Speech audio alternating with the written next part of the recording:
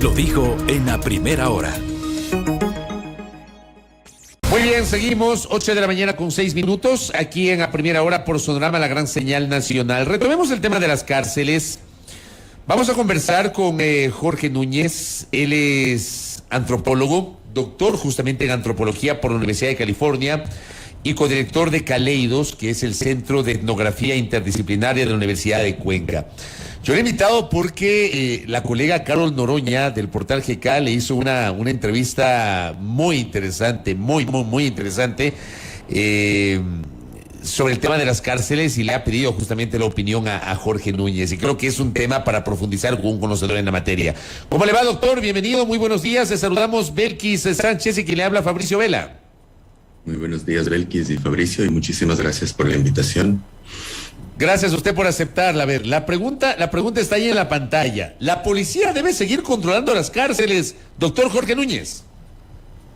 Bueno, hemos dicho desde que publicamos el diagnóstico del sistema penitenciario en 2021 que no, que es un error, que es ir en la dirección incorrecta, que la policía tiene otras funciones que son igual de complejas, pero básicamente la labor de un policía es meter gente a la cárcel, no sacar gente a la cárcel. Y la teoría que usted necesita, las metodologías que usted necesita, el equipo humano y las capacidades para realmente permitir una transición de alguien que ha vivido en confinamiento y en confinamientos de extrema violencia, como son el caso de las cárceles ecuatorianas, es una transición bastante compleja y que la Policía Nacional no tiene las capacidades de hacerlo, y más bien lo que ha hecho es desbordar su capacidad en términos operativos de seguridad ciudadana, pero también tenemos un problema más, que es el poder o el rol político cada vez más prominente que están teniendo las fuerzas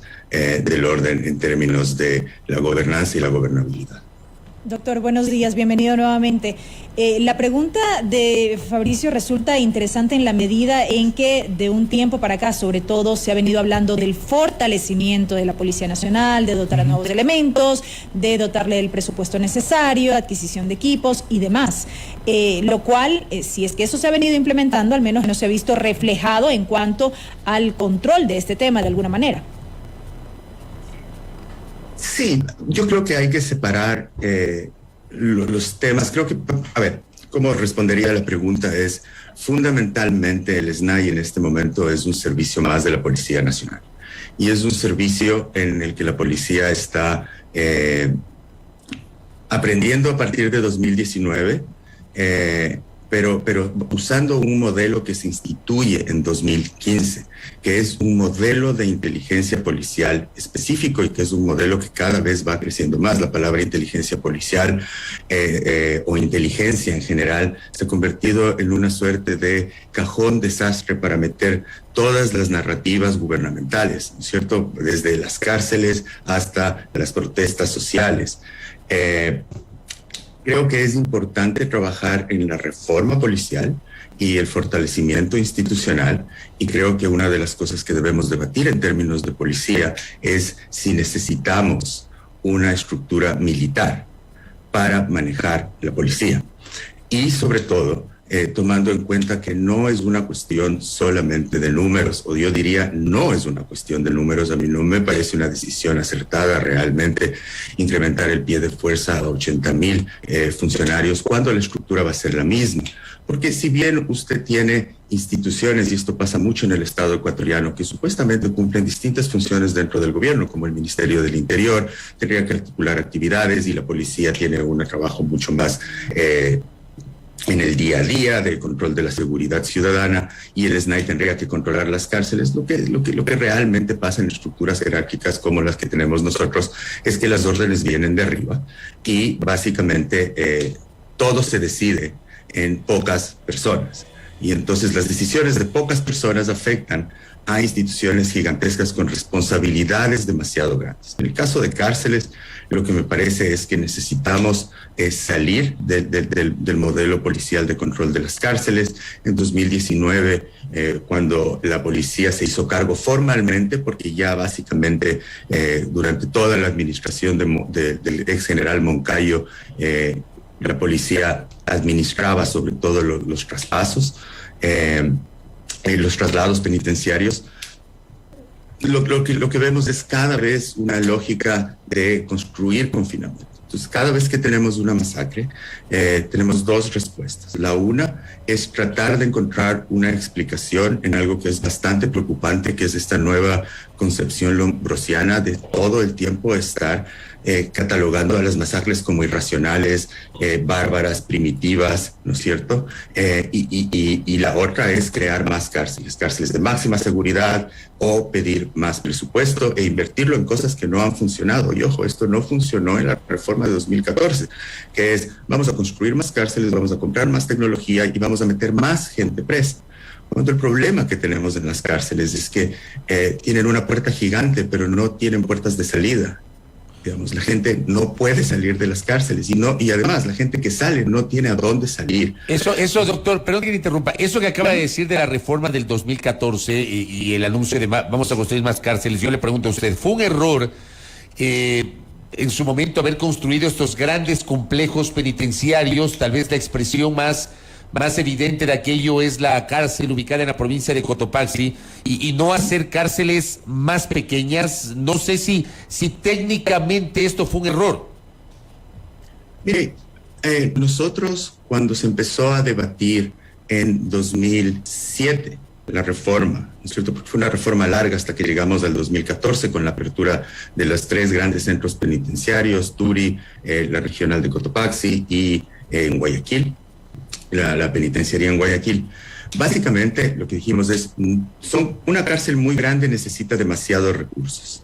En ese momento se estaban poniendo los recursos, pero toda la concepción de rehabilitación estaba enfocada en tener grandes cárceles y no en entender que son los familiares la mejor forma de prevenir la violencia, tanto fuera como dentro de las cárceles. Uno de los temas que nosotros señalamos es, en las cárceles ecuatorianas y en las cárceles latinoamericanas, son mecanismos cotidianos de control de la violencia, en donde participan los internos y los familiares, los que permitían mantener cárceles pacíficas. El aislamiento es contraproducente. Le voy a dar un ejemplo. Yo trabajé en el penal García Moreno, en el penal haciendo etnografía por 2 años, 3 años, y básicamente lo que usted tenía es un comité de internos. Los comités de internos trabajaban con los directores. Usted no podría mover a un interno de una cárcel al otro sin una gran discusión de estos comités. Usted tenía economías precarias en donde tenía negocios y estos negocios permitían sacar plata. Cuando nosotros hicimos la primera encuesta en 2005 en el penal García Moreno, un negocio de la cárcel le permitía aproximadamente a un interno producir unos $20 al mes, que esto le servía para pagar muchas de las cosas, a veces un poco más, hasta 50. En este momento, en la última encuesta que hicimos con familiares de internos en el Ecuador, una familia, y que en esto por lo general son las madres, las hermanas, las parejas, las hijas de los internos, tienen que pagar entre $152 y $250 mensuales para mantener a un interno, porque lo que destina el Estado, o lo que destinaba al menos hasta el diagnóstico de 2021, eran $2 diarios. Entonces tome en cuenta que una persona que entra a una cárcel en el Ecuador tiene que, 1, pagar por su celda, 2, encontrar un lugar donde estar, ¿no es cierto?, procurarse seguridad, y también aprender lo que se conoce en las cárceles como afinar todo el sistema complejo de corrupción que existe dentro de las cárceles. Pero hay que separar el sistema de corrupción de las cárceles del modelo de inteligencia, porque lo que he visto en las últimas, cómo está yendo el debate, es que se está mal entendiendo de que el modelo de inteligencia es el corrupto. El modelo de inteligencia es un modelo que lo que hizo a partir de 2015 es reclutar fuentes humanas con personas que tenían poder, y creó un sistema de privilegios dentro de las cárceles en donde estas personas que tenían poder daban información no solamente sobre la cárcel, sino sobre la dinámica del mercado de la cocaína afuera. Y lo que sí podemos ver es que ese mecanismo empezó a incrementar las incautaciones de cocaína. La policía ha incrementado sus incautaciones, pero esta información que se estaba produciendo dentro de las cárceles, lo que hizo fue romper el código tradicional que existía, que es básicamente, si usted está preso o usted participa en una red de estas, no colabora con la ley. Entonces es esta paradoja en donde las bandas prisioneras, para ganar poder dentro de las cárceles, deben destruir el mercado de la cocaína local e internacional afuera, y la policía, para seguir teniendo métricas sobre las cuales publicitan bastante, por cierto, tiene que tolerar ciertos niveles de crimen organizado. Esta conversación la tuvimos con la anterior comandante general de policía, Tania Varela, cuando estaba el ex general Moncayo. Y una de las cosas, y están divididas dentro de la policía, hay varios puntos de vista, pero recordemos que es una institución extremadamente jerárquica, en donde el disenso no es precisamente lo que lleva a tomar decisiones, sino son órdenes. Entonces, el modelo ha seguido incorporando los privilegios, que era básicamente segregarse en pabellones o en cárceles enteras. Ahora tienes castigos. Pero lo que sí necesitamos, y justamente usted mencionó a Carol Noroña, que me parece que hace un trabajo indispensable en este momento, y es rehumanizar a las personas que han muerto.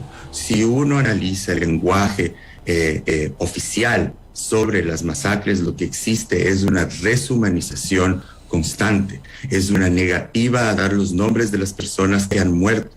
En la última masacre... Y perdón que le añade algo, y negativa también a dar los nombres o identificar a los responsables de las masacres, porque yo no tengo en mi cabeza, salvo que esté equivocado, esto comenzó con mayor fuerza desde 2019, ¿ya? Y desde febrero del año pasado hasta hoy hemos tenido 7 masacres que han cobrado la vida de casi 300 privados de la libertad, pero yo no he visto en ninguna parte que se haya establecido responsabilidades. Y esos números son bastante dudosos, y le voy a dar 2 ejemplos. Uno de la última masacre, que me parece es trágico y es doloroso. La de este lunes. Sí, le entregan el cuerpo de una persona que fue asesinada en la cárcel a sus familiares, y después su cabeza no correspondía al cuerpo. Este tipo de equivocaciones no pueden pasar. Digamos, es algo que no puede pasar, y necesitamos explicaciones. Esto no puede pasar por un error. ¿Y cuál es el problema? El problema, yo he entrevistado a gente de criminalística, y usted también ve el servicio de medicina, ciencias de medicina forense del Ecuador está dirigido por un ex general de policía. Es decir, es solo las capacidades de la policía cubriendo demasiados frentes. Eso no le conviene ni a la política de seguridad, ni a la propia policía como institución. Y le doy un ejemplo. En la primera masacre en el Turi, salió un video de un corazón. Ese video de corazón incluso se presentó en una corte como evidencia de las masacres. La noche en la que se estaba haciendo el reconocimiento de los cuerpos, se sabía que ese video no era filmado en una cárcel ecuatoriana. Lo que sabía criminalística es que ellos habían encontrado un corazón fuera de un cuerpo, pero no era el mismo. Tuvieron que recurrir a los videos. ¿Cuál era el otro problema que enfrentó criminalística? Y es que las cárceles no tienen sistemas biométricos de identificación. Entonces creo que muchas veces no estamos hablando de los problemas institucionales que tenemos. Y hay una suerte de defensa, como si toda crítica fuese un ataque. Y al menos en el rol de la academia, y de la academia que pretendemos hacer pensamiento crítico, es precisamente mostrar cómo el Estado es uno de los actores que produce la violencia. Es decir, nosotros tenemos que entender el fenómeno de las masacres, y para eso nos interesa comparar con las masacres, por ejemplo, en Colombia y en México, pero las masacres tienen su propia historia, su propia geografía. En el caso ecuatoriano se dan dentro de cárceles, ¿no es cierto?, espacios de confinamiento concretos, se dan por la ruptura de un código específico ético entre prisioneros, y se da porque las fuentes humanas. Ojo, no estoy hablando de corrupción, estoy hablando de la forma en la que se produce la inteligencia policial. y la inteligencia policial a partir del último paro, hemos visto que no solo es un concepto operativo, es un concepto político, y lo mínimo en una democracia es que tengamos mecanismos de fiscalización. No puede ser el cajón desastre de toda teoría de la conspiración o toda conjetura o especulación que tenga el gobierno desde su óptica de lo que está pasando. Y estoy refiriendo básicamente a acusar, por ejemplo, que las protestas fueron financiadas por el narcotráfico. Y ligar los problemas de la cárcel a los problemas de la protesta social, y ahora entiendo que ya se está reculando en esa aseveración, pero ya se hace. O sea, el problema es, y cuando uno pregunta, pero ¿cuál es la fuente? Investigaciones de inteligencia policial que están siendo judicializadas a través de fiscalía. Pero usted tiene gente en este momento detenida, ¿no es cierto?, por esas investigaciones. Entonces, lo que debemos saber es que el Estado, cada vez que actúa, puede construir posibilidades de vida o puede destruir familias enteras. Doctor, recapitulando un poco, si decimos que el gobierno tiene que sacar a la policía de las cárceles, ¿cómo debería funcionar el sistema penitenciario del país? ¿Es posible pensar en una depuración de la corrupción de ese propio sistema, siendo que esta realidad ha estado enquistada por décadas? Mire, cuando uno habla del concepto de corrupción y cómo se moviliza por lo general, en las cárceles hay distintos fenómenos de corrupción que responden a distintas necesidades. Le voy a dar un ejemplo. Las cárceles necesitan ser reconstruidas por dentro y el Estado no hace esas reconstrucciones. Uno de los mecanismos de corrupción, digamos, es lograr meter todas las herramientas que uno necesita. Lo que usted sí puede ver una diferencia muy grande, y este es el gran problema, y por eso fue tan negativo que se dé tanto poder a estas bandas prisioneras, es que cuando analizamos el archivo del penal García Moreno, que tiene 139 años de historia, usted lo que tiene a partir de los 80 hasta el 2014 de existencia es un montón de requerimientos de necesitamos baldosa, necesitamos un excusado, necesitamos cosas para reconstruir la cárcel. Entonces siempre han entrado grandes bultos, siempre han entrado cosas a las cárceles, armas también había, no como las que existen ahora, pero habían, y habían quien las controlaba, que eran los propios internos. Ahora lo que encontramos son fusiles, ahora lo que encontramos son armas gigantescas. Entonces las cárceles han cambiado, sí, pero como le digo, han cambiado por la concepción de seguridad. No estamos pensando en cárceles como espacios de confinamiento en los cuales necesitamos transitar hacia la libertad, sino como una herramienta más de carácter policial. Mi sugerencia es que se vuelva a un modelo civil, se vuelva a tener control civil, se vuelva a dejar a las organizaciones de derechos humanos entrar a las cárceles. Esto es algo que se empezó a prohibir desde la reforma, porque el Estado asumió ciertas responsabilidades de los derechos humanos. Lo que debemos saber es que el Estado no puede asumir esas responsabilidades. Para eso está la sociedad civil, para eso están organizaciones como INRED, como el CDH, como Fundación Dignidad. Estas son las organizaciones que están velando por los derechos humanos de los internos. Doctor, cuando usted dice debemos volver al modelo civil, habla de los guías penitenciarios. ¿A ellos se refiere? ¿Del cuerpo de guías penitenciarios? No, me refiero más a la estructura, con todos los defectos. Yo fui un gran crítico de la reforma de 2014 durante el gobierno del presidente Correa. O sea, usted habla de regresar al concepto del Consejo Nacional de Rehabilitación Social y la Dirección de Rehabilitación Social que existían antes. Más al modelo que tenía el Ministerio de Justicia. Ah, correcto. El modelo que tenía el Ministerio de Justicia, sobre todo antes de...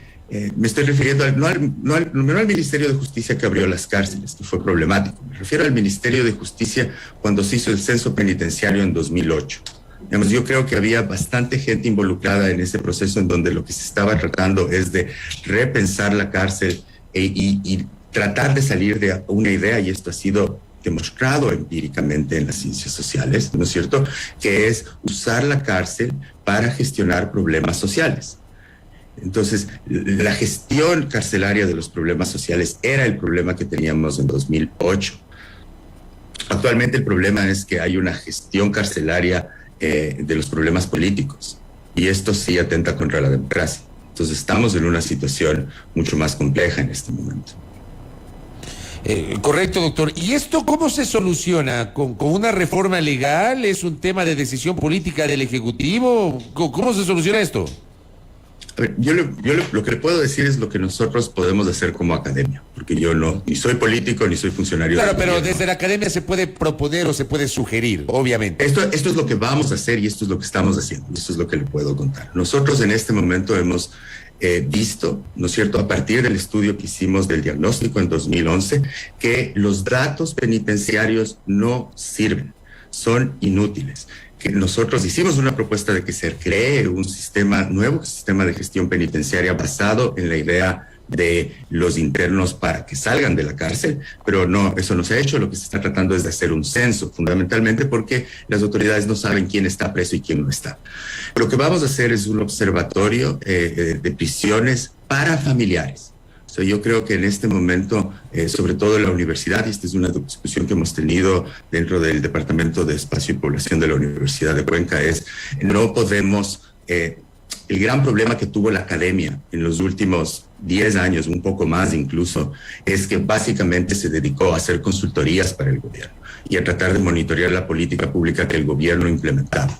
Y lo que nos estamos dando cuenta es precisamente que los familiares de los internos no tienen la información. Entonces, lo que estamos trabajando ahora es en un mecanismo. Hemos estado hablando con asociaciones de familiares, digamos, son tres universidades que estamos trabajando, más la CDH de Guayaquil, porque la CDH de Guayaquil es quien ha iniciado el trabajo con familiares en el Ecuador, y está trabajando la Universidad de Oslo, la Universidad de Cuenca y la Universidad de la Ciudad de Nueva York en la construcción de este mecanismo, en donde lo que vamos a producir son números como los que produjo el diagnóstico, es decir, cuánto gasta una persona, cuáles son las, vamos a tener un mecanismo para alertar sobre las masacres. Usted tome en cuenta que la gran constante de todas las masacres es fundamentalmente que el Estado no entra por horas. Digamos, en la masacre que usted comentaba hace unos días en su programa, cuando el gobierno estaba reunido con los marinos norteamericanos, fueron 7 horas que se demoró entrar la fuerza pública a las cárceles. 7 horas en las que una masacre fue transmitida en redes sociales. Ahora, en la última masacre, se vuelven a hacer las mismas denuncias. Hace 5 días hubo alertas. Hace 5 días los familiares estuvieron avisando. Entonces, desde la academia, lo que nosotros creemos que tenemos que hacer es crear los mecanismos de control democrático desde la ciudadanía y producir mejores números. No hay números en cárceles, no hay números de dónde invertir. Toda la plata en este momento, porque hay plata que está yendo a las cárceles, se está yendo en comprar escáneres que se van a dañar, está yéndose a cámaras. Las cámaras, desde que yo empecé a trabajar en cárceles en 2004, duran 3 meses máximo. Si no las rompen los propios internos, las desactivan los directores. Las cámaras de la cárcel del Turi no fueron rotas en un motín, fueron desactivadas por la autoridad porque hay un juicio ensablado por INRED sobre tortura de miembros de la fuerza policial a los internos. Entonces, nosotros sabemos que esas inversiones en tecnología muchas veces son los negocios suculentos que hay en cada crisis, pero no estamos invirtiendo la plata en cosas muy sencillas. Mire, para bajar el costo de un interno dentro de la penitenciaría del litoral, usted debe poner un sistema de transporte desde el centro de la ciudad a la penitenciaría.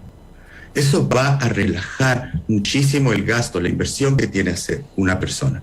Entonces, para nosotros, desde la academia, creo que lo que se debe hacer, y esto también creo que debe hacer el gobierno, si podemos extendernos hacia allá, es entender que las familiares son la única forma en la que vamos a pacificar las cárceles del Ecuador. Y esto tiene que ver con varias intervenciones muy específicas. Debemos volver a un régimen de visitas flexibles. Debemos entender que las personas que cubren los costos del encierro en el Ecuador son los familiares. Y debemos entender que las personas que entran a la cárcel van a salir. Eso es lo que debe estar pensando la persona que esté a cargo de las cárceles del Ecuador. Es en la salida de los internos, no en construir pabellones de castigo de máxima seguridad. Doctor, muy brevemente para ir concluyendo, inevitable preguntarle su criterio sobre el modelo implementado en El Salvador en cuanto al sistema carcelario. Yo trabajo con Rafa Gude, que es antropólogo y criminólogo, y él trabaja en El Salvador, y es un modelo, digamos, nefasto. es un modelo que además también muestra este rasgo. Es un modelo, los modelos por lo generalmente que son extremadamente violentos como el de El Salvador, hay unos acuerdos entre la autoridad penitenciaria y ciertas maras, ¿cierto? Entonces son unas maras y no otras. Es un modelo que no funciona. Yo no recomendaría para nada al gobierno ver hacia El Salvador para una opción. Tampoco recomendaría, y este fue el error que cometió la reforma de 2014, de ver a Estados Unidos. Digamos, este país es un país que encierra a todo el mundo, pero particularmente, ¿no es cierto?, a personas de color. Digamos, el sistema penitenciario es básicamente un mecanismo de racialización y racista para las personas de color. Entonces yo sí creo que hay que ver otros modelos y que en el caso ecuatoriano es fundamental. Ya hemos dicho, la Alianza contra las Prisiones, que es una articulación de muchísimas organizaciones, lo ha dicho en repetidas ocasiones. Hay que despoblar las cárceles, no hay que construir más cárceles, hay que dejar... digamos, hay que reducir el inventario de delitos en el COIP, sobre todo debatiendo los delitos de pobreza. Y algo que es muy, muy importante, sobre todo para nosotros en Caleidos, es la moratoria de la prisión preventiva. Porque lamentablemente hay una coreografía de la seguridad en donde las instituciones ganan legitimidad política a través de mostrar que tienen mano dura. Y eso se ha convertido en un problema, porque la ciudadanía que no tiene toda la información necesariamente, obviamente lo que se encuentra son imágenes espeluznantes de una brutalidad absoluta dentro de las cárceles. Pero lo que no tenemos es la historia de cómo llegamos a esas masacres. Correcto. Jorge, muy enriquecedora charla con su conocimiento y partiendo obviamente de este diagnóstico con propuestas. Y ojalá que sean tomadas en cuenta. Yo he sido permanente crítico de la ausencia de una política pública. No la hubo con Moreno, siento que no la hay hoy, y me da la impresión, como lo he dicho en varias ocasiones, que aquí como que la sociedad está normalizando las masacres en las cárceles. Por eso la importancia de este tipo de charlas con gente como usted que conoce de estas materias. Jorge, muy gentil, que tenga una buena mañana. Agradezco muchísimo, una muy buena mañana. Gracias.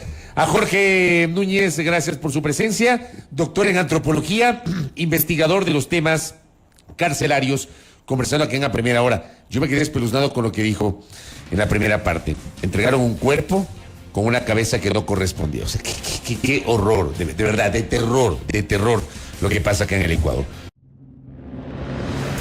Primera plana. Todas las noticias, todas las voces.